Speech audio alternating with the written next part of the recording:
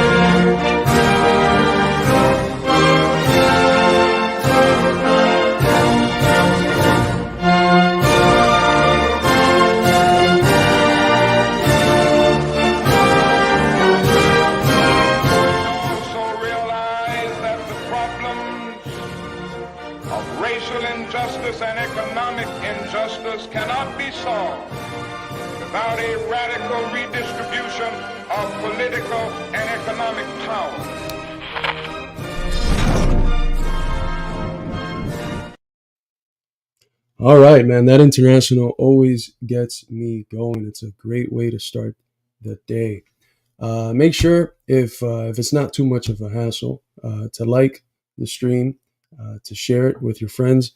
We are, of course, a communist educational institute, which means that the algorithms, the algorithms, controlled, of course, by our class enemies, are not going to be too friendly to our material. So we can only fight back against that by sharing, by liking, by being active and interactive with the content that promotes the ideas and the worldview of the working class.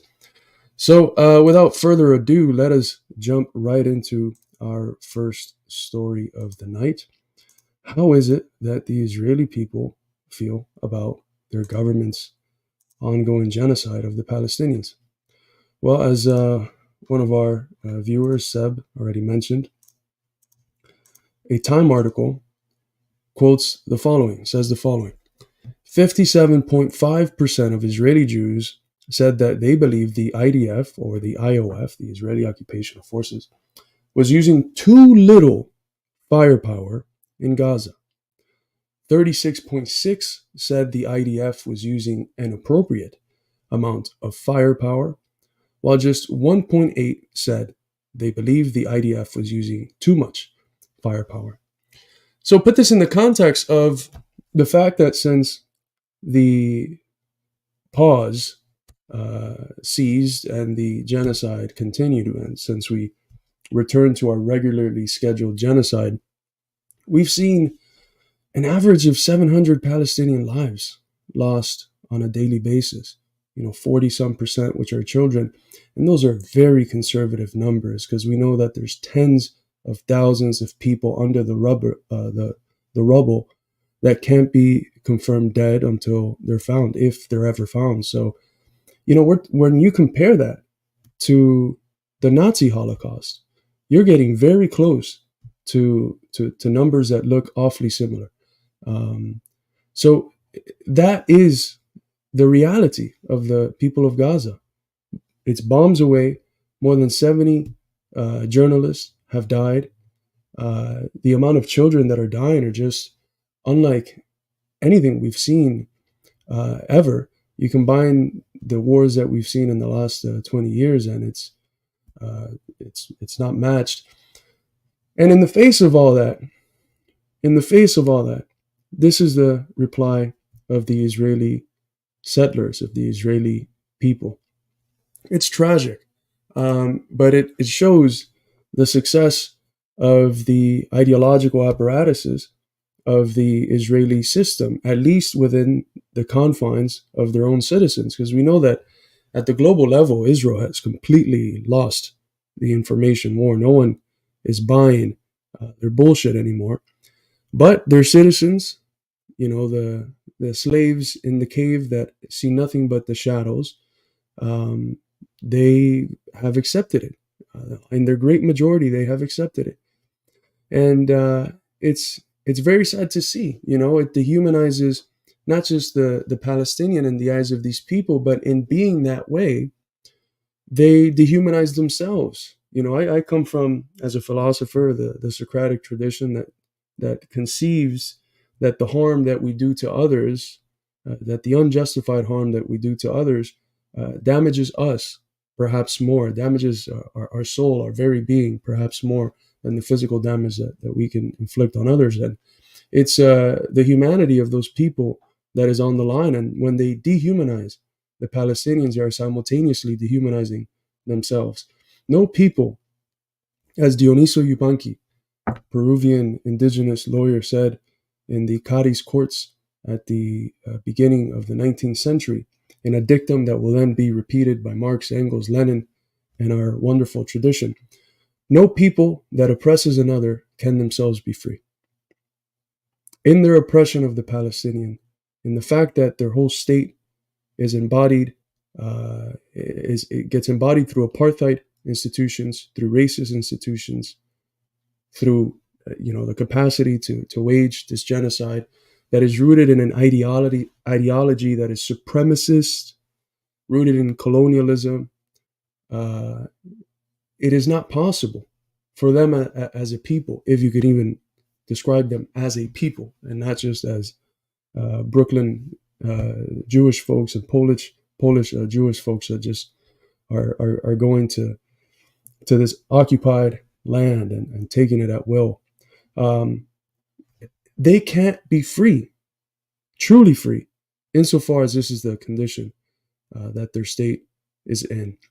So um, it's a very sad situation, but it's deeply rooted in their supremacist ideology. When the basis of how you think about yourself is as God's chosen ones, everyone else, by implication, becomes inferior, ontologically inferior.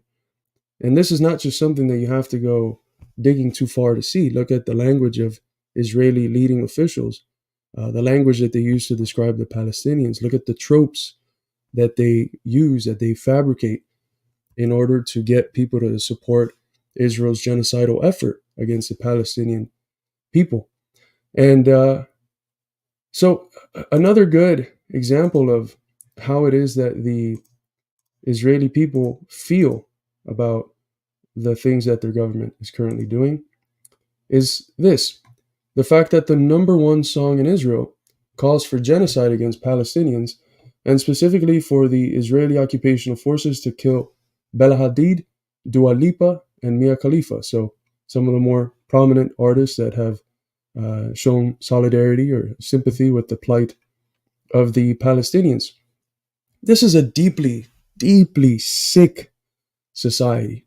A healthy society does not have a song calling for the genocide of a people as its most popular one. A healthy society does not, one, carry out this genocide, but two, have all of its citizens applaud it. And some of them, 57%, critique it for not being forceful enough. So it's a deeply troubling psychology that is inhabited by the vast majority of the Israeli populace, and it's chilling. It's chilling to see, because anyone with even a slither of humanity sees the image that are coming out of Gaza and has their stomachs turned, their Their eyes water and gets filled with rage. But the people that are perpetuating this, that are consenting to the government that is doing this, they don't care. They don't care. They want more of it. They want more death, more children killed, more families destroyed, more family lineages completely wiped out from the planet. It's sick. And the international community, the United Nations, nothing, not a peep from them. What good is the United Nations if, in the face of a genocidal war against a people, an attempted extermination of a people, they do nothing? What's its purpose if an event like this can occur in 2023? Despicable. But that's the importance of brainwashing. All right. I want to go to our next story. Oh, no, before that, I want to show one more thing, just to show how it is that the Zionists are perceiving this war. They're celebrating the casualties.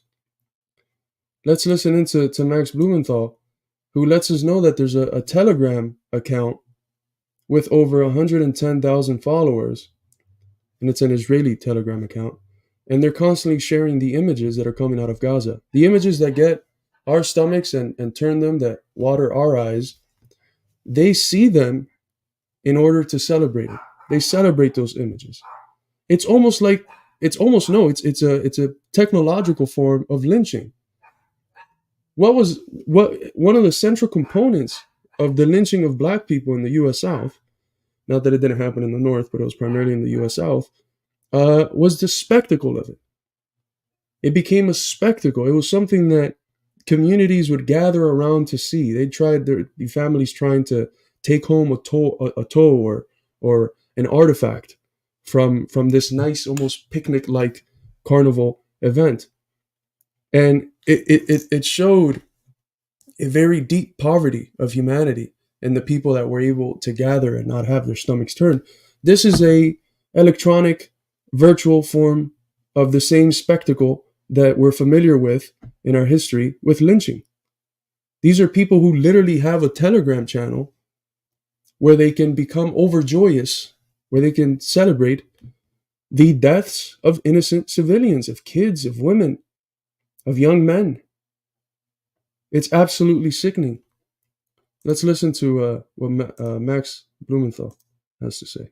The Israeli society is whipped up into a genocidal bloodlust. If you look at, like, there's an Israeli Telegram account called Dead Terrorists. It has 110,000 followers, and all it is pictures of dead Palestinians, and people follow it so they can celebrate seeing video of their families crying. It has close-up images of their wounds. It's the most sick thing I've ever seen.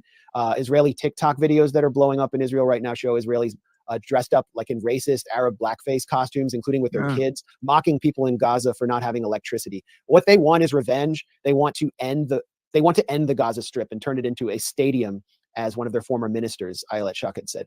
The Israeli society is whipped. Incredible. Incredible. This is what imperialism produces.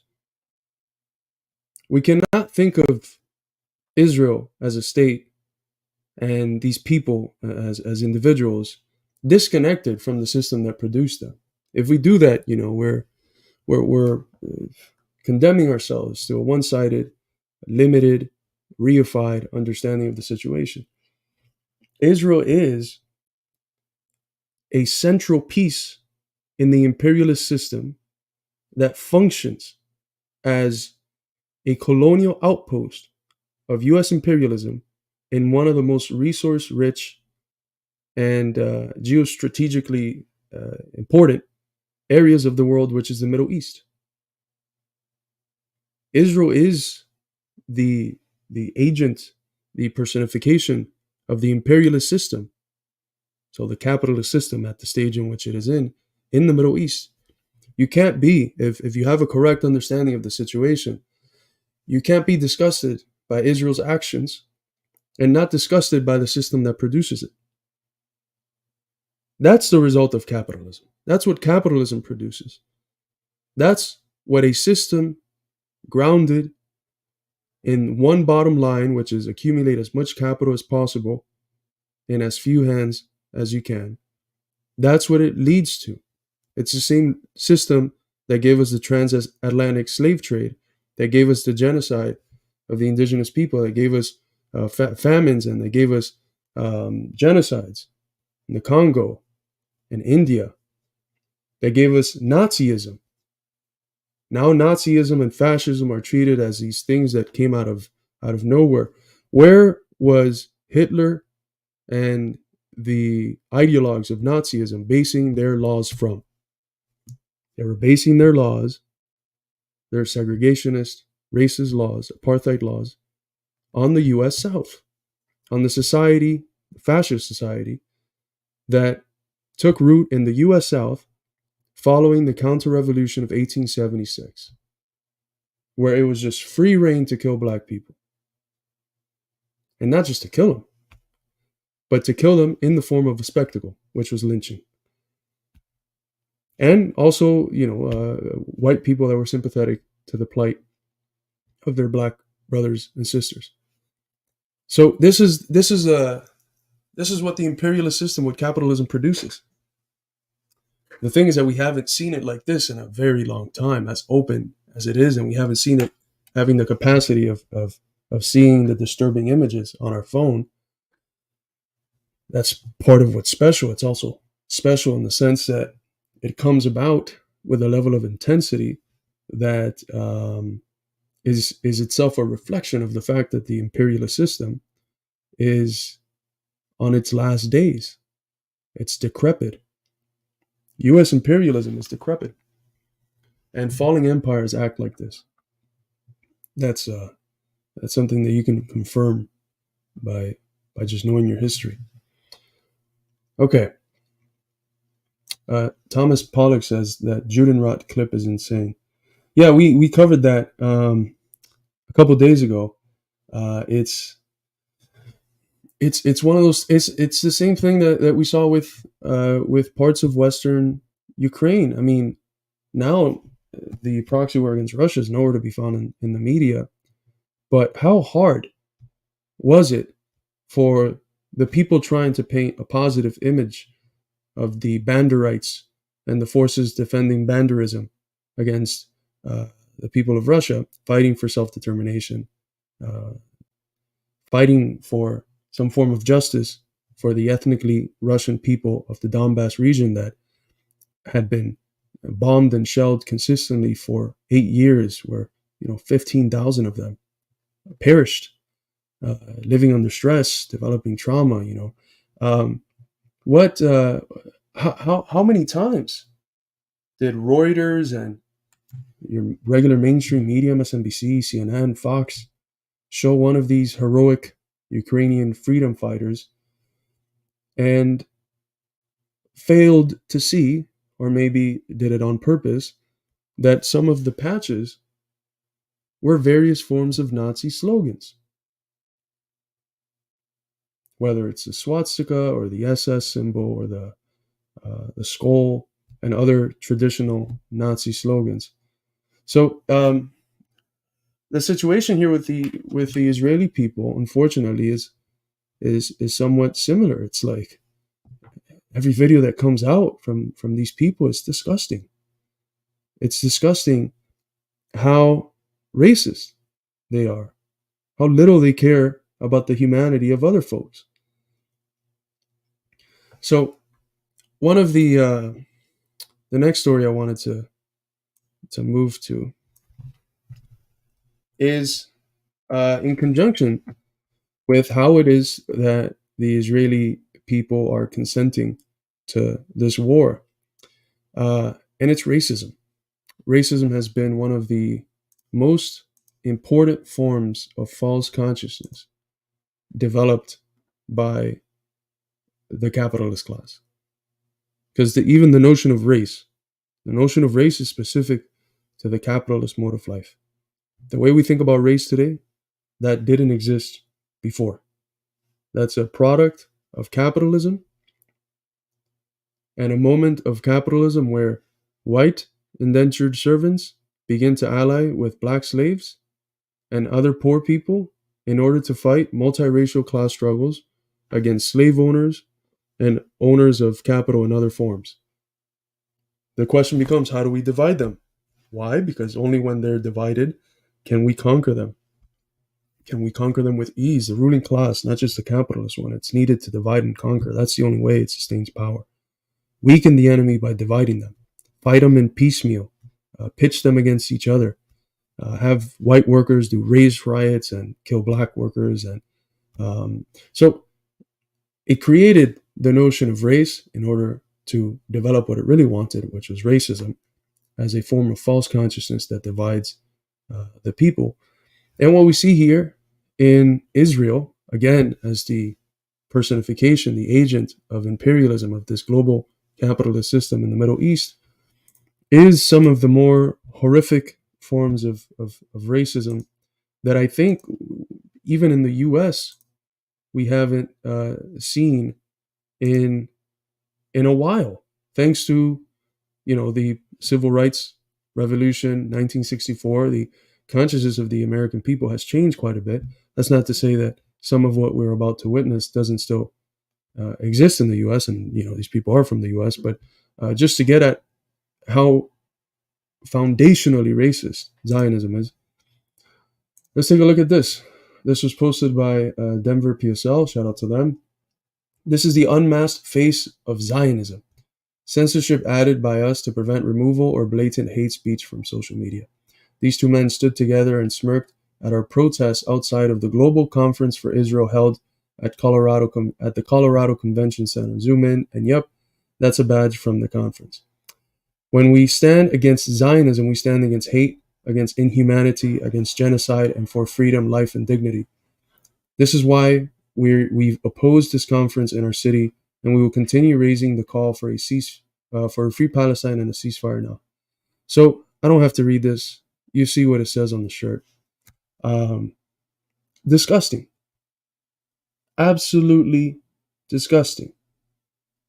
But this figure of these two entitled motherfuckers, these racist fucking scum, who are so stupid that don't realize that in their attempt to dehumanize other people, it becomes evident to anyone who could see two fingers in front of them and is not blinded by the poison of Zionist racist ideology. It becomes evident that he is just stooping himself at a level of inhumanity, as the comrades here say. They show their own inhumanity in their attempt to dehumanize other people. This is disgusting. This is disgusting. But it's not an outlier. It's definitely not an outlier. Look at how black African Jews are treated in Israel. Horrendously. The supremacy, it's not just Jewish, it's white Jewish people. Because the Ethiopian Jews are treated like shit in Israel. There's been videos shared around the internet that have gone viral of people condemning young women because they married a black person, and they throw out the derogatory terms that we see in this man's shirt. So that's Israeli racism, out in the open, proud. This person looks very proud. He's very cheerful, and it takes different forms. It's one of the centerpieces of the propaganda campaign has been the accusation that what Hamas is doing is raping women. That's something that in the script that the Zionists have, that it sounds like you're turning on a repeat button whenever one of them goes after you. One of the central parts of their script for why you have to condemn Hamas and stand with Israel and support the genocide of the Palestinian people is because supposedly Hamas was raping women on October 7th. that part of Al-Aqsa, the Al-Aqsa flood, was the raping of the hostages and etc. Without any question to the fact that that would be completely uh, contrary to the moral principles of Islam that Hamas adheres to. But it's accepted. It's reiterated by the mainstream media. No one questions it. No one, at least within that mainstream media establishment. But guess what? Surprise, surprise, as Tim Anderson says, the Israeli rape claims against Palestinian resistance were fabricated. Mondoweiss is a liberal Jewish media in the U.S. with reporters in occupied Palestine. And here's the article if anyone wants to read it.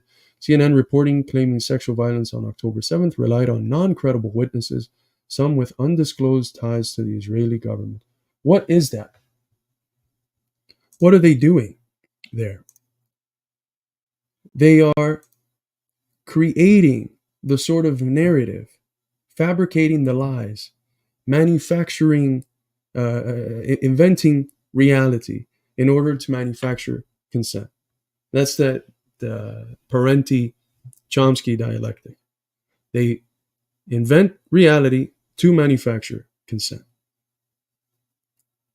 And what's the invented reality here? Well, something as disgusting as rape. Every sensible human being in the world, when they hear about rape, again, their stomachs turn, they're appalled, they're disgusted. So paint this picture of disgusting inhumanity for what the people see in Hamas, and you might succeed in obtaining their consent because they'll be so disgusted. You would have touched their emotions that they put reason aside.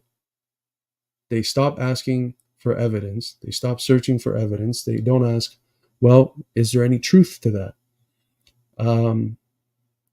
And then you're able to obtain their consent and continue doing the crimes that you have been doing.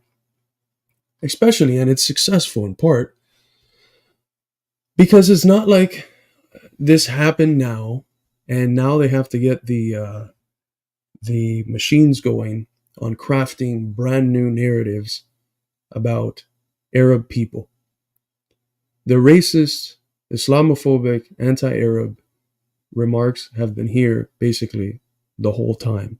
It's been conjoined as a necessary phenomenon of the capitalist system. People like Edward Said called it Orientalism, and it's been always present. We've seen it escalated since the so-called war on terror, which is a weird thing. You know, you can wage war on a specific concrete thing. It's weird to say we're going to wage war on terror. Like, what the fuck does that mean? When does that war end? But we all know the anti-Muslim sentiments that were pushed into the psyche of the American people, that were pushed into the psyche of the Israeli people. That, in the case of the Israelis, it was already there. But it's because people are already socialized to have all these assumptions that when shit like this comes out, they don't even question it. Why would they question it? They've grown up their whole life having this Orientalist view of how Arab people, of how Palestinian people are. So there's no need to question it. There's no need to question it. But what ends up happening all the fucking time? It's false. It's fabrications used to tweak the sentiments of people into supporting something that is horrific, but that benefits a small group of people that line the pockets of the narrative creators, of the, as our friend Ramiro would say, of the spellcasters that take over people's minds and blind them to the truth and to reality. And what's interesting here is the element of projection. Well, let's look first, before I go to the clip I wanted to show. We showed a few, maybe a week ago or so, this gut-wrenching video of Israelis talking to Medea Benjamin. Shout out to Medea Benjamin, who was just standing there holding a sign that said "Jews for ceasefire now." And this is what they told her. Again, on the basis of all these assumptions that have now been proven to be fabricated. So let's listen into what these folks told Medea. I wish they will rape you alive. They will film you. Why don't you get kidnapped by them in Gaza and see if people run and save you? Because we should have a ceasefire and negotiate with terrorists. They're just going to say, oh, you stop bombing us, we'll stop bombing you. Here, take them back. Yeah, they'll just say, here, take them back. Israel controls whether they have water, whether they have No, we generously electricity. give them water. We generously give them It's their electricity. land, my They have dear. access to it. It's their land that was taken It's not from their them. land. Jesus was a Jew. Do you know that? He was born there. The Oh. Jews were there first. Oh, there were no Read the Torah, Palestinians there? read the Old Testament, read the New Testament. I guess when I know that there's What was Jesus if not a Palestinian Jew? So it's so incredibly stupid, but it's disgusting. I'm sorry that for those that saw it with me a couple weeks ago. I'm sorry you're seeing it again, but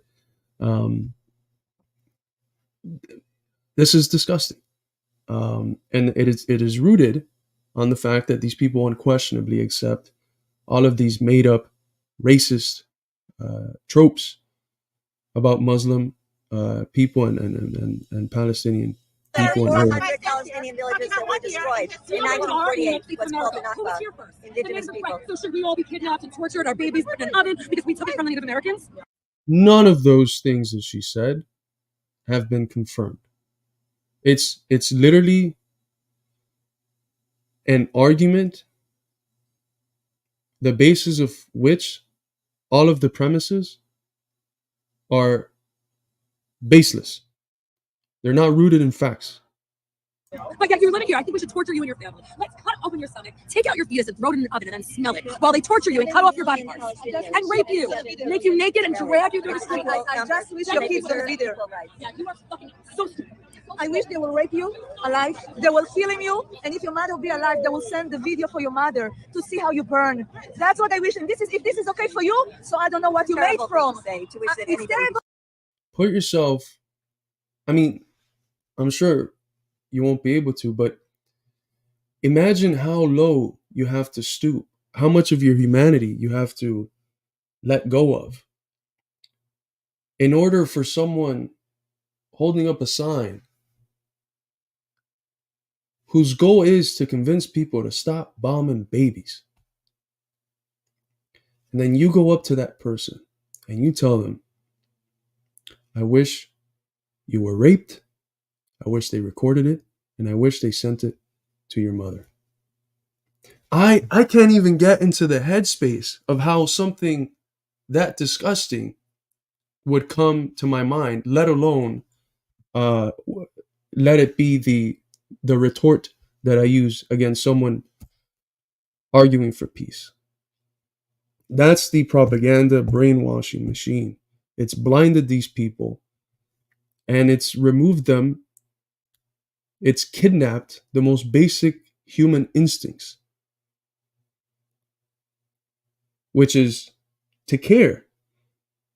Anyone opens Twitter or social media and sees what the Palestinian people are going through, and their heart breaks. It's a test of your humanity, whether you can watch one of those videos or watch, scroll and see through them and not have your heart break, not be moved, not be filled with rage and the sadness of not being able to do more. Yet these people not only do not feel that, they celebrate it. As we mentioned with the story of the Israeli telegram, where they have a telegram where they literally cheer all of these crimes and dead bodies and kids missing limbs. They cheer that on. It's almost no, it is. It's atrocity porn. It's atrocity porn. So just like, how much of your humanity do you have to give up to get to that point? So I don't think we got to listen to that any longer, but I wanted to turn to the reflection that Comrade Danny gave on Twitter concerning these tropes, because I think it's on the money. Danny says here, you want to talk about tropes? The myth of the savage Arab rapist was the very foundation of Orientalism which provided the racist ideological justification for the white man's burden and colonialism. We have to go civilize them. Its modern iteration is Islamophobia. The fake rape charges are the next phase of disinformation against Gaza and Palestine. And you know what's interesting about it all? That a good chunk of it is rooted in pure projection. While on the one hand, they can't find or provide any of the evidence of Hamas doing the things that they claim, on the other hand, they have this sort of shit going on. This is from Dan Cohen. He says, Amid Eyal Karim's appointment as Israeli military chief rabbi, scandal erupted over his writings permitting soldiers to rape women during wartime. Did you guys hear that correctly? So who's the one? It's the same thing. When they were saying from the start, Hamas is using their people as human shields. No evidence shown for that. But what do we do have evidence for? The IOF, the Israeli Occupational Forces, using a Palestinian hostage as a literal fucking human shield. There's videos of this. We've reacted this. We've shown it. So it's just projecting. And then victimizing yourself. I'm the victim. And you ascribe all of the characteristics of the evil shit you do to the enemy. So again, part of that narrative that was just debunked, confirmed to be false and baseless, of Hamas raping women, here's Israel's military chief rabbi saying that during wartime, it is legitimate for soldiers to rape women. 150 Zionist rabbis wrote in support of him, stating that, quote, the attempt to disqualify the rabbi's appointment due to his legitimate Torah positions is an attempt that will severely harm the entire Torah world in the state of Israel and the Israeli Defense Forces. Karim is now a brigadier general giving spiritual guidance to Israeli soldiers terrorizing Gaza. So the fucking guy giving spiritual guidance to Israeli soldiers has argued that they have the right to rape women. Do you guys see how the whole narrative is pure projection? It's pure lies. It's deeply rooted in racism and the capitalist imperialist system. This is disgusting. You won't find this in any Hamas charter. And I'm not a Muslim, Hamas is the organization that organically sprung up after a bunch of other leftist militant groups were destroyed basically by Israel's battle against them. Their leaders kidnapped, jailed, killed. Hamas is the organization that the Palestinian people in their anti-colonial struggle decided to go with, which is hard to say decided as if there was other alternatives. It's the only alternative that the occupying force left them. So I'm not a Muslim, but this is something that I have never seen anywhere near that from the Palestinians or from Hamas. All they can pull out from the charter, from Hamas's charter, is the fact that they wanted an end to the apartheid state of Israel. And then do the traditional equating of Israel with Jewish people and say that they wanted an end to Jewish people. So a bending of their argument. Can you imagine if the Hamas charter actually had something like this? It'd be blowing up. It'd be 24/7 on the mainstream news media agenda. So again, pure projection, pure imperialist lies, hypocrisy, and just disgusting overall. Okay, so that's that segment. Thank you so much, Eric Elmore, for the $10 super chat. The Institute is grassroots, people's funded, so these are tremendously appreciated, and we couldn't do a fraction of what we do without your financial support and the other forms of support that you all provide. So thank you so much. I just think it's part of capitalism to promote racism, right? That separates people. So they keep people separated, and that keeps them from thinking about the real problem. Richard Pryor, absolutely. I've seen that interview. It's I'm gonna here's a quote from Carlos Martinez. Um, you cannot have, and it's a reformulation of a quote from I believe it was Malcolm X. You cannot have capitalism without racism. You cannot have socialism with racism. Capitalism needs racism. It needs to systematically have the people that can overthrow the existing structure of society otherize each other so that they're disconnected, fighting amongst themselves, and unable to come together and fight against their real enemy, which is the capitalist class. It's a systematic feature of capitalism. Capitalism could not survive if the elite, if the spellcasters, the narrative spinners were not doing everything they could as good bourgeois ideologues to have the people divide themselves. That's why you listen to the slogans that come from revolutionary movements. Think of Inti Ilmani from Chile. El pueblo unido jamás será vencido. The people united will never be defeated. It is unity, the unity of the people, unity of our class, and of the classes that stand in a non-antagonistic relationship to our class. It is that unity upon which we can have a revolutionary overthrow of the existing exploitative, oppressive, racist, imperialist order.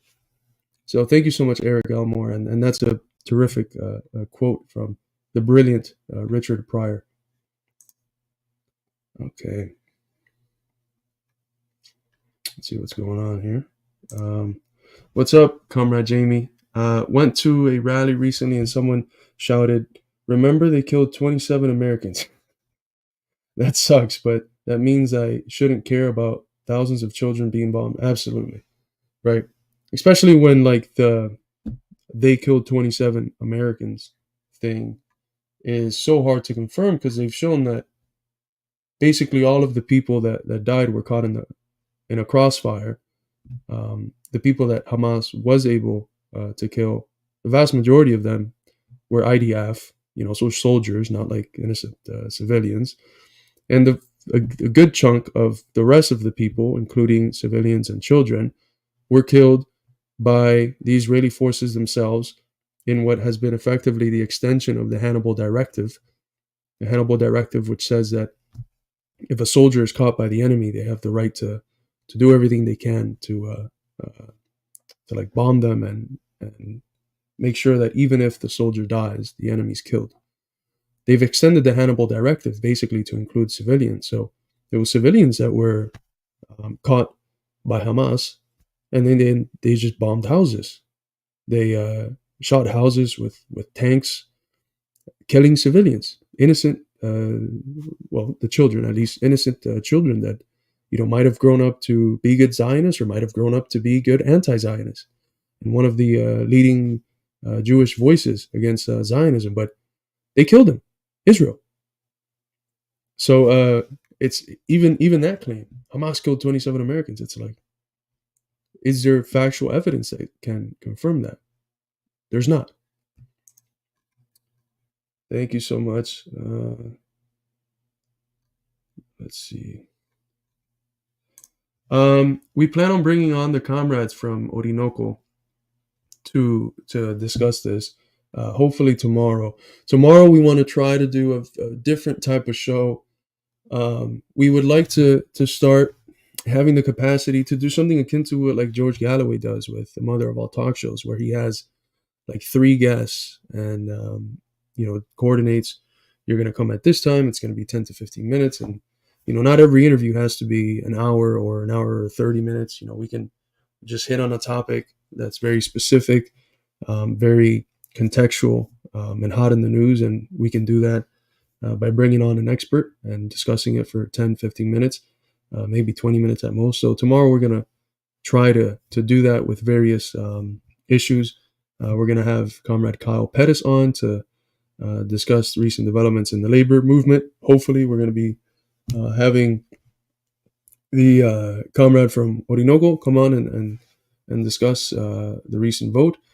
And perhaps we might have Ranjit Brar come on, if not tomorrow, at some other point to discuss his arrest by the British forces for simply, showcasing a book that talks about these racist roots of the Zionist settler colonial project.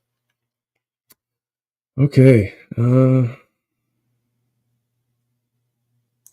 Yeah, I saw Fox News yesterday talking about Palestinians getting paid to do terrible things, people praising lies. So disappointing. Yeah. It's sick. It's sickening. Okay. Everything the state of Israel uses as propaganda is just them telling on themselves. That's absolutely right. That's absolutely right. Approximately 500 billion of oil found in sea near Gaza. Yeah. So there's clear economic motives, besides the fact that that Israel does play a central role for U.S. imperialism as a launching ground for operations in the Middle East, as a colonial outpost. It is also the case that this intensification, some people have argued, is rooted in the desires to construct the Ben Gurion Canal, which in some ways could be more efficient and more profitable for the imperialists than the Suez Canal is, and the desire to construct the India Mid-East Economic Corridor, the IMEC, which the vast majority of reputable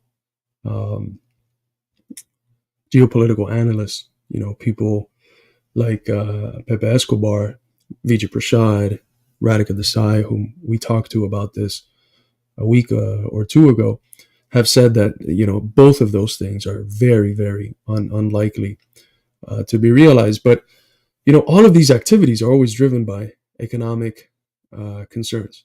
They're rooted in imperialism and its political economy, and these narratives, the racism and the ideological justifications and the myths told about the Palestinian people, they are all secondary. They're there to serve the principal thing that they care about, the bottom line, which is profit, capital accumulation, sustaining and reproducing the dominant economic mode of life.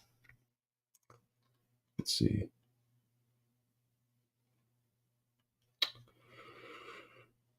Is there a Discord still for Patreon members? Yes. There's still the Discord. I believe as soon as you sign up, you can sign up even for $1 for the Patreon. If you can afford to give more, that's great. As I mentioned, the Institute is grassroots funded and financially supported by our listeners and our people. So, but yeah, as soon as you sign up for any of the categories, you get the Discord link automatically. Got my copy of The Purity Fetish in the mail just a few days ago, and I'm really enjoying it so far. Thank you so much, Jay. That means a lot. I do think it is one of the most central concepts for understanding some of the flaws on the left. And I don't say that because I was the person that developed the term for the concept. I say that because it's tremendously helped us at the Institute, not just myself, Eddie, Noah, Tom, and others, Danny. It's helped us think through some of these things that we had already thought, but it's helped us systematize it a little more, rooted in various historical traditions, and it's just become a lot more clear about the flaws that we see. For instance, we have other liberal on the left doing the both sidesism thing and condemning Hamas. Why do they condemn them? Well, because they have a pure idea of what anti-colonial resistance would look like. The peaceful mass demonstrations, as Megan Day put in her tweet. And if the actual form in the real world that anti-colonial struggles take does not live up to their pure abstract ideals, they condemn those struggles. And their analysis, it's always rooted in the purity fetish. They judge reality on the basis of how well it is able to live up to these pure ideals that are disconnected from reality itself. And if reality doesn't live up to them, if reality is too mean, too dirty, too contradictory, too fluid, too dynamic, they condemn reality in favor of preserving the purity, the sanctity of the ideal. It's a problem precisely because the people that call themselves Marxists should be rooted in a dialectical materialist outlook, which is the complete antithesis of the purity fetish. It's an outlook rooted in seeing the world in its movement, seeing things from the standpoint of the totality, seeing things in the interconnection, the universal interconnection that they hold with everything else, and seeing the contradictory character of all things. And, we can concretize it a little more, talk about the dialectical laws, the way we treat categories, but in every central way, the purity fetish, what it shows is a poverty of outlook. People who claim to be Marxists or call themselves socialists, but in reality are thinking about the world, they're engaging with the world in bourgeois modes of thought that always prevent them from not only understanding the world, but from changing it. And it's not a coincidence that it is these people who have spent their whole tradition, from the Second International onwards, condemning socialist, anti-imperialist, anti-colonial struggles for not being pure enough. It is these same people that have been able to construct nothing in their countries. Where is the fruit of their purity fetish? It's nowhere to be found. It yields no fruit. Neither does it yield the theoretical fruit of helping us actually understand the world and getting at truth, nor the practical fruit of changing it in a revolutionary manner. So, very glad you're appreciating the book. Okay, I think the link is expired. I'll keep an eye out. If it's expired, let me write it down so that I can let Eddie know about that. He handles that. Discord link. If anything, just send us an email and I'll send you the Discord link so you can join. Okay. Hard to defend the wealth of the fraction of the 1% without some kind of supremacism. Absolutely. I'm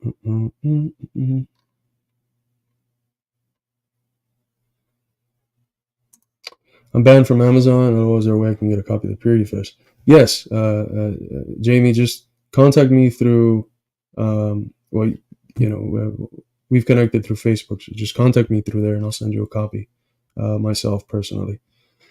Okay, well, I have a few other stories to discuss. I think it'd be good for us to go to the interview that was done with the Israeli professor, historian. Let's see, let me pull this up. This is Professor Nurit Peled El Hanan. I apologize if I'm butchering that. We're only going to watch a little bit of it. We're not going to watch anywhere near the 25 minutes, but it's from Robert Martin. Shout out to Robert Martin. It's an explosive interview where she discusses the racist Israeli educational system that borders on child abuse. So let's don't teach hate. Let's give this a watch. Maybe it just happened, but also I continually hear that the Palestinians teach hate and the Israelis teach peace. Not really. So tell me about your book and your study. First of all, Palestinians don't teach hate because even if they wanted to, they couldn't have, because they're so monitored, supervised, and censored by Israel directly and indirectly. Oh. By World Bank, by the European Union, by the Israeli military, really, by the Israeli Ministry of Education. So even if they wanted to, they couldn't have. Wow. Okay. Did you guys hear that? The curriculum of the Palestinians is so incredibly censored and overseen by the Zionists and the international organizations that keep their mouths shut when the Zionists wage a genocide, that even if they wanted to preach hate, they literally couldn't. So even structurally, the lies that are constructed by the Zionist regime make no sense at all. There's no proof for any of them in the real world. So that's something we don't hear. We don't hear about that. You don't hear about that? No. I have a colleague, Samia Alayan, who is a specialist in that. So you can interview her as well. Okay. So even if they wanted to, they wouldn't. They couldn't. They cannot do anything. They can hardly teach about their own history in their books. Yes, so tell me about that. So the Israeli government controls or has to sign off, doesn't it, on? No, The US is fucking going crazy about the Uyghurs in Xinjiang. First, it was a genocide. Then they brought it down to a cultural genocide. And then they just stopped speaking about it, except for the few extremists who claim that they've been sent by God to destroy China. I know you all know who I am talking about. So, in China, the Uyghurs, they have their language on the currency. It's the most mosque-dense region of the world. They're allowed to study their history. What happens when you remove the history of a people? You basically destroy them as a people. You destroy them as a people. You make them a collective, almost like blank slate. And you can manipulate them. So they're trying here explicitly to destroy the ability of the Palestinian people to sustain a sense of national identity. It's very tragic, but none of the hysteria that we saw with the US empire over China, over baseless things, is found here over people that are systematically doing those things which the US erroneously says that China does, and that, of course, makes those claims in order to further legitimate its new Cold War against China. the books of the Palestinian Authority, which are studied in the West Bank and Gaza, are financed by the World Bank, European Union, and some European countries. Okay. And they all monitor and supervise and censor it, so it's indirectly through Israel. In East Jerusalem, they still study the Palestinian curriculum, but it is controlled by Israel, so they get a book where half the pages are blank, because they're erased, deleted. And they cannot teach anything about themselves. They can. You know what historical regime had that level of censorship? Did those sorts of things to books, blew up libraries as Israel recently did. It was a regime that had as one of its central icons, symbols, a symbol that some Buddhist currents also share. I think you know which one I am talking about.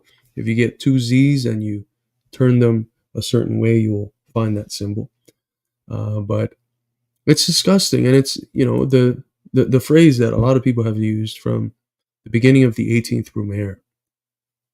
All historical events and figures in history occur twice. First as tragedy, and then as farce. The Holocaust was a tragedy, but they're farcically using it to perpetuate a tragedy that is en route to being, very akin to the initial tragedy of the Holocaust. So, very sad. I think Islam until the 17th century, but nothing that has to do with nationality and with today. You say they cannot teach about the refugees. They cannot teach about the Nakba. And I'm talking about the Palestinian Authority, not in Israel. In Israel, the Palestinian students study the same curriculum as the Jews, translated to. Adrian Sands. Adrian Sands is the guy that's been saying that God sent him he's been sent by God to destroy China, and he's been the one fabricating a lot of the tabloid-like lies that the empire circulates about China. To Arabic. Wow, so they learn about the Zionist project and the redemption of the land and the wonderful project of settlement and occupation and this and that. They have maybe, just yesterday, a student of mine told me that she saw her niece's books, and they have about 2 pages about Palestinian history and culture. Nothing. They don't know Mahmoud Darwish. You see, but they do know Israeli poets, national, they call national poets. So they're not even allowed to learn about their own things. Oh, no, they don't. They don't. I have a course where we teach Arab teachers of Hebrew. Yep. And many of them tell me, so what I do, there's no program for teaching that. I teach translation theory, so I made a new program with a friend of mine who is the greatest translator of Arabic. Okay. And so we took, articles, and we took works and so on. And the students are all teachers, and they say it's the first time I read Mahmoud Darwish. It's the first time I read this and that. So that's incredible. Yeah. That's one of them told me, I thought it was the songs of Marcel Khalifa. I didn't even know. So that's sad. So you can't even learn about yourself. And so they don't learn anything about themselves. Of course, they cannot say anything bad about Israel. And so this is slander. Of course, outside the ministry, you have all kinds of groups that publish all kinds of books, just like here, about these rabbis who published books that say you can rape enemy women and you should kill enemy babies. And these books are given to soldiers. They were given to soldiers just before they entered Gaza. So that Boom, there you go. That's the same thing we just covered. It's the same thing we just covered. Fundamentalists of the Torah making claims that you can kill babies and rape women, and given those texts and influencing with those ideas the soldiers. again, because that's really important. So they're There are given rabbis books. in Israel who wrote a few books. One called The King's Road, and the other I don't remember, where they say it's according to Jewish halacha, you can rape enemy women and you can kill enemy babies. And this book, there was a trial, and the rabbi, he didn't get to jail, but something. And he's free now, and he still teaches. And He's a rabbi. not only one, a few. And their books were distributed to soldiers before getting into Gaza. But this is not the Ministry of Education, so you cannot say these are textbooks. Yeah. Everyone can publish whatever they want, But it's well known. but they are not punished, these people. This is what I'm saying. What if it was a Palestinian doing that sort of thing? Or they're punished for something they write on Facebook, and they're in Tatur and they start. So they really cannot. They cannot even if they want to. Whenever you have the stamp of Palestinian Ministry of Education, it is heavily censored. I don't think they want to teach hate. I mean, this is another point for them. You see, you teach hate and you teach racism when you want to dehumanize people in order to control them, right? Or eliminate them or exterminate them. You don't do it when you want to be liberated. It's not useful. Yes, so talk about that. Oof. That is on the money. You don't teach hate. You don't need to divide and conquer and dehumanize and lower the status of the humanity of other people when you're fighting for your freedom. You only do that when you have power and you're attempting to sustain it via discriminating against a specific group in order to proliferate divisions across the people so that it allows you to sustain power and reproduce the existing state of affairs more smoothly. It's not the oppressed that end up carrying these horrendous, disturbing ideologies and forms of racism. The study that you did on the Palestine and Israeli school books. Yeah. And I think also the ideology and propaganda in education is a huge thing. This is not my idea. This is the publishers. Yeah, no, but it stands out of what it is. Yeah. So tell us about the study that you did. Because I think people need to realize that you're a professor. Yeah. You're highly educated.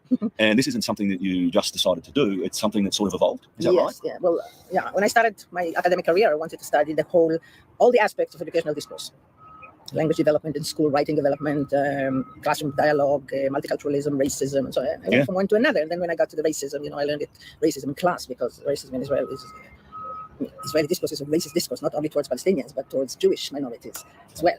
So I studied that. And then I wanted to see how the books use scientific discourse in order to convey ideologies.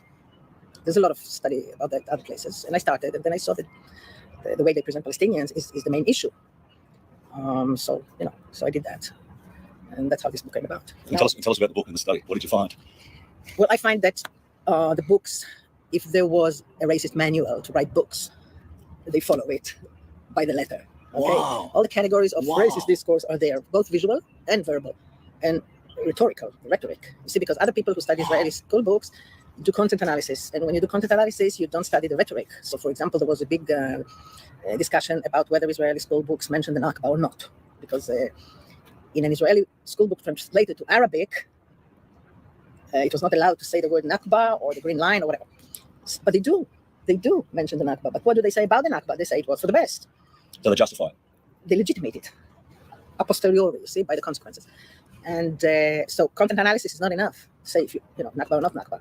Yes, there is a Nakba, but by the end of the chapter, they say that the Nakba enabled us to create a Jewish state with a Jewish majority. And this was a miracle. This was the best thing we can do. Miracle. So they don't say how jolly they died, but the consequences legitimate it. Okay? Yeah. We call it consequential explanation in semiotics. Again, just reverberated imperialist narratives. The Trail of Tears is justified. It opened up the way for white civilization and blah, blah, blah.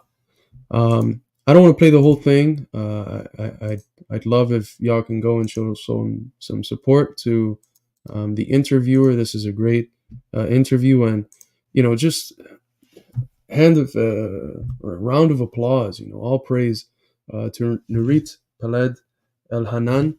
I'm very sorry if I'm not pronouncing that correctly, but it takes tremendous courage to speak this truth, to write about it, to publish books on it. Precisely because, as she said, there's people that just from a Facebook post are getting arrested, are getting persecuted, repressed. So it takes tremendous courage, and she's working within that Socratic tradition that is willing to put the truth and the commitment to the truth above anything else. As you know, Socrates had various attempts to not be killed. He could have spoken a little bit different at the trial. He could have defended himself in a different form. He could have escaped. We have dialogues where I believe it's Crito, where Socrates was approached by some of his friends. They bribed the guard. They had a ship waiting. He could have escaped. And he didn't. He preferred to be committed to the truth, regardless of the outcome. It was worse for him to belittle himself, to lower himself to accepting an engagement with falsity and survive than die with a commitment to the truth. And that Socratic spirit of academic courage is beautiful to see. And I see that definitely in Nurit's work. So make sure to check out the interview. I don't want to be showing the whole interview as a reaction. I think that'd be unfair. I'd like you all to go check it out on your own. So it's in the chat if anyone is interested. Alrighty. Well, that's that. That was man. Hopefully we can reach out, see how we can contact her, and maybe do an interview. I wanted to pull up something here on Jimmy Carter speaking about AIPAC and the crimes of Israel. And honestly, this has been a recurring theme. We talked a few weeks ago. We reacted to a video from Anna Kasparian, who, of course, as communists, we have a lot of disagreements with her. But she was, very correct in showing how, for doing much, much less to the Palestinian people, Bush criticized Israel and asked them to stop. So where does that put Biden? When he's shown that on this issue, he's much more of a genocidaire, a friend of genocide than Bush. And then Eddie did a video showing how Reagan of all people, condemned some of the actions that Israel was doing and threatened to pull support if they keep it going. And now we're going to see Carter similarly. So literally, this is where lesser of two evils has gotten us, which has been just flowing. The lesser of two evils logic, all it's done is allow us to flow with the tendency of degeneration and of getting worse and worse and worse of capitalist imperialism. But here's another example: former President Jimmy Carter speaking about the Israeli lobby and the crimes of Israel. This is something that is unheard of. The people that even critique Israel for the genocide they're carrying forth today, they're labeled by the White House spokesperson as disgusting. The president is literally saying that in the face of almost 70% of the population wanting a ceasefire, that it's impossible for us to have a ceasefire, that he'll never support a ceasefire. So from the standpoint of the last administrations that we've had, which have also all of them been criminal. Remember what Chomsky said: if the Nuremberg trial laws were applied to these people, all of them would be tried at the Hague, would get the Hague. But the one we have now, in comparison to all the other ones, is, I don't know, tenfold times worse. Who knows? But let's listen to Jimmy Carter speak on AIPAC, the Israeli lobby, and Israel. Americans don't want to know, and many Israelis don't want to know what is going on inside Palestine. It's a terrible human rights persecution that is far transcends what any outsider would imagine. And there are powerful political forces in America that prevents any objective analysis of the problem in the Holy Land. I think it's accurate to say that not a single member of Congress with whom I'm familiar would possibly speak out and call for Israel to withdraw to their legal boundaries or to publicize the plight of the Palestinians. And that is added on to by the very effective work of the American-Israeli group called AIPAC, which is performing its completely legitimate task of convincing Americans to support the policies of the Israeli government. And AIPAC is not dedicated to peace. They're dedicated to inducing the maximum support in America, in the White House, in the Congress, and in the public media. There you go.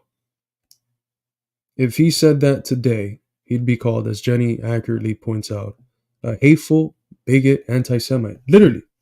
They just fucking passed a resolution, voted for unanimously, with the exception of Thomas Massey from Kentucky, and voted present by Rashida Tlaib, someone who's been criticizing Zionism in Israel and calling for a ceasefire, but somehow does not have the ability to vote against something that is attempting to equate critique of Zionism with anti-Semitism. What that says of her, which is very clear to me, is that she doesn't know. She votes present. She's unable to vote against a bill, a vote that would equate the action that she's doing, critique of Zionism in Israel, with anti-Semitism. That's almost like indirectly accepting that when they call you an anti-Semite for criticizing Israel, that's okay. And the other squad members, of course, the archetype of socialists, of course, they all voted in favor of this bill that is one of the most effective ways of silencing the truth, because no one wants to be called a fucking anti-Semite. But as soon as you criticize the U.S.'s colonial outposts in the Middle East and Israel, you get called an anti-Semite. And all of the so-called socialists, the DSAers in Congress, they supported it. But there's Jimmy Carter telling the truth, something that is not allowed today and that no politician has been able to do. All right, so next I want to turn to Roger Waters, who found it tremendously difficult to find a hotel where he's been staying in various countries that he's been in South America for his new tour.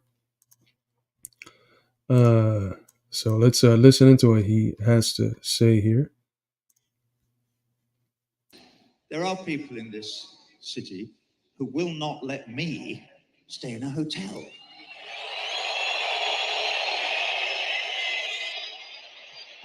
I mean, what? I just want to point out that there's a difference between the people who won't give me a room at the inn, okay, and me. And the difference between them, this bloke, and all the rest of them, and me, and all the rest of the Israeli lobby, by the way, and me, the difference is that I believe in universal human rights. For all my brothers and sisters all over the world, irrespective of their ethnicity or religion or nationality. And that obviously would apply to my brothers and sisters in Palestine, who, as we speak, are the subject of a genocide. So that is the difference. I believe in human rights and they don't. In order for the Holy Land to move into a period of peace and for the killing to stop, not just for a day or two, but forever. For that to happen, they are going to have to accept equal human rights for all the people who live in the Holy Land between the Jordan River and the Mediterranean Sea. All equal. No masters, no slaves, all equal. What a genocider. How can you call for all equal? How can you call for political equality and democracy and freedom and an end to apartheid? How can you have slogans such as from the river, Jordanian River, to the sea, Mediterranean Sea, Palestine will be free? What a genocidal slogan. Oh my God. What an anti-Semitic slogan. No, it's absurd. It's absurd, and it shows clearly the hypocrisy, the two-faced character, the inability of the existing order to even live up to the ideals that it claims to uphold. Because all he said there, universal human rights, all those are all supposedly the foundation of bourgeois ideals. And the bourgeois ideals of universal human rights and common humanity and equality, but they can never live up to the more lofty and progressive ideals that they enunciate in order to win popular support for their social order. And so when they're faced with a situation that has been described by people working in human rights departments in the UN as a textbook case of genocide, and they do nothing, or worse, they support it and fund it and equip it, that shows you the imperialist hypocrisy. They don't believe the values that they enunciate. They kidnap concepts like democracy and human rights and freedom and liberty. They kidnap these concepts and they twist them into things that literally represent the opposite. We conquer the whole world, justifying our activities on the basis of spreading freedom, democracy, and defending human rights. None of those are things that the American people themselves have, and none of those are things that were actually defended in those conquests that made a small group of people in our countries, the capitalists, the people that own everything else, that decide what we eat, how we eat, who the shit that we make gets sold to, when we go to war, and who with, and how long we stay there. It only benefited that group of people and no one else. So that's the reality of the imperialist system. And it's despicable. It's an anti-life system. It's a system of death. The thing that it worship is, Jesus, I can't get the word out. The thing that it worships is a dead entity whose sole basis, whose existence is premised on the destruction, as Marx says, of its two sources of value, nature, and the worker, and working people, humanity, the vast majority of us. So here we see it. All that Roger Waters is asking for, he's not asking there for a dictatorship of the proletariat. He's not making a critique of the bourgeois notions of freedom. He is asking for the same values that the bourgeoisie and the ideologues of the dominant social order claim to uphold. He's asking them to actually uphold them.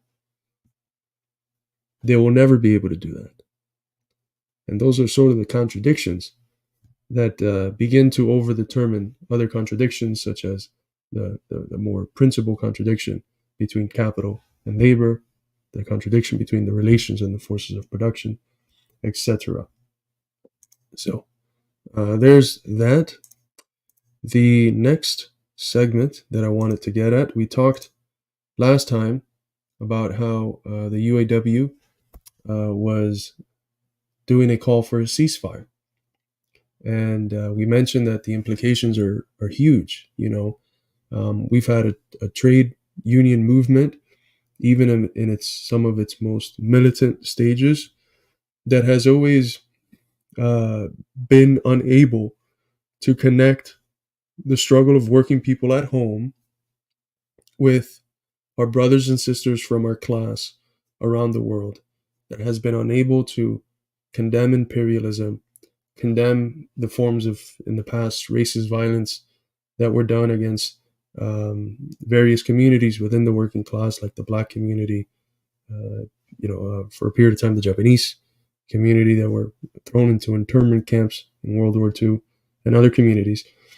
So it's been a very narrow understanding of class, just a trade union militancy, and it's been generally unable to raise itself to a political level.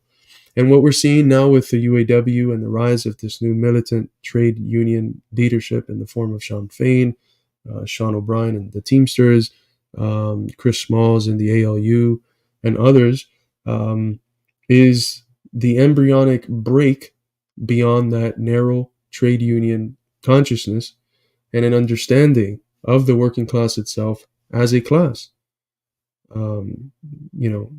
Transcending any narrow craft interests, understanding the interconnectedness of its interests with the interests of its class, and now in the opposition of this imperialist-funded and equipped genocidal war against the Palestinians, the connection of the struggle of our working class at home with the global class struggle against imperialism. It's still in an embryonic stage, but it's absolutely beautiful to see. I don't know why we weren't following already Sean Fain, but it's beautiful to see, and it's the prime matter out of which I think the soul, the heart, if you don't want to get metaphysical, the heart of any socialist movement organization should be pulled from. Should be the people that are in the front lines of these struggles, that are pushing them beyond just narrow economic battles and towards an understanding of the fact that our interests as working people are only going to be fulfilled when we have control over the state, over state and social institutions, and over how we produce, over the means of production.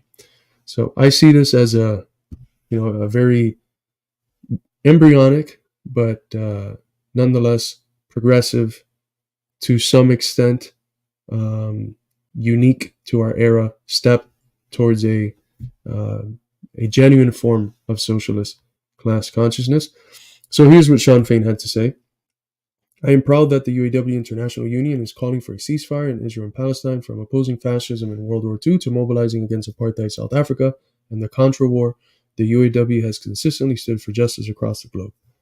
So some of that, the second part is true, but I wouldn't say that they're that consistent. But it's great to see now that they are being somewhat consistent. Hopefully, I would have wished it happened 50 some days ago when it just started, but better late than never, I guess. But that is that. All right. So we've been absolutely steamrolling through the stream plan today, to the point where we have just one more story to go to. So if you have any questions or anything you'd like me to address or to go over, make sure to shoot it in the chat now. So here's a fun video of a couple folks who are describing what it's like to be American politicians. And I think it's funny, but it's absolutely true.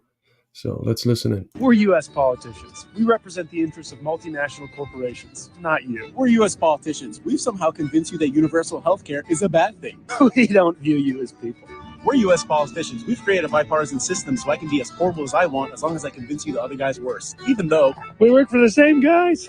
We're U.S. politicians. We tell you there's a climate crisis, but we all fly private. We act moral while simultaneously being lobbied, which is legal corruption. We get you to argue over social issues to distract from the underlying class issue, which is really a much bigger problem, We tell you to vote, and if it's not for our team, we'll change the district. We can't find money to invest in education or infrastructure, but we can always find some for a war. We've convinced you that your poverty is your fault. And has nothing to do with the system we created. We're U.S. politicians. We're spineless, immoral, corrupted sociopaths. Don't forget to vote. We're U.S. politicians. We represent. On the fucking money. That was perfect. And it's crazy because I would say that maybe 7 or 8 out of 10 young people you show this video to, they would agree. From my experience, at least. Most young people already agree to this. So it's very tragic when this is the already radicalized consciousness that a lot of young people have, and that more and more not so young people also are arriving at. People mobilized first by the Bernie movement, who then come to see its limitations and look for more radical alternatives. You know, what tragedy is it when they end up at in entering various organizations that claim to uphold the sort of Marxist Marxist-Leninist analysis that's implicit in what these gentlemen are talking about, but who then tell you every 2 to 4 years that we must still vote for the Democratic Party because it's the lesser of two evils and we're waging a united front attack against fascism. It's a tremendous waste of potential. It's a crime against an epoch that is in a period of transition and a period of turmoil and a period of radicalization of the mass populace and a period of comprehensive crisis where a strong communist party would be needed. It's a tragedy that, unfortunately, because of inherited weaknesses, attacks, the collapse of the Soviet Union, a lot of the times what we end up finding is something that is not very unlike the regular mainstream line of the progressives within the Democratic Party, so-called progressive. So, again, you show this video to the vast majority of the American people, and they'll agree with it. So, we need organizations, and I'm not saying that they don't exist, but we need organizations that have the outlook solidified, that are able to understand the world, that are able to get to the people, to bring them on our side, to win the hearts and minds of the people, and to fight, to break the stranglehold that the elite have over the rest of society. And I think the form that is going to immediately have to take is the struggle to break the political duopoly of our two imperialist fascistic parties that serve, as the video very eloquently notes, the same class, and that keep us distracted over accidental and non-essential things in order to keep us divided and incapable of fighting against them in what is truly the most principal part of any society, which is the economic issues, the issues surrounding class. So, with that, I have been able to cover all of the prepared segments. It's been a short day. It is Sunday. It's the Lord's Day, so perhaps saving myself an hour and a half of streaming isn't the worst thing to do. But again, if there's any questions that you have for me, feel free to send them in. But that's all that I had for today.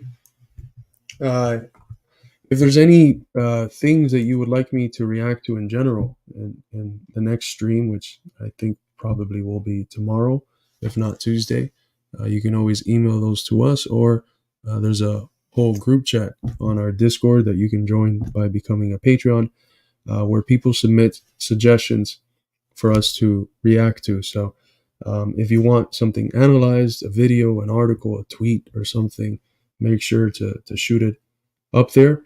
And that's it. Let's see, I have a question here. Carlos, you weren't going to do the ERB tonight. ERB. I'm not sure what ERB is. I'm not sure what ERB is, Comrade Joseph. But yeah, thank you, comrades. Thank you. I appreciate that you all have been enjoying these alone streams. But with that, we'll get going. We'll roll out as we rolled in with the glorious International and then the very prophetic words of the great Dr. Martin Luther King Jr. And we'll see you all tomorrow. I hope you all have a wonderful night.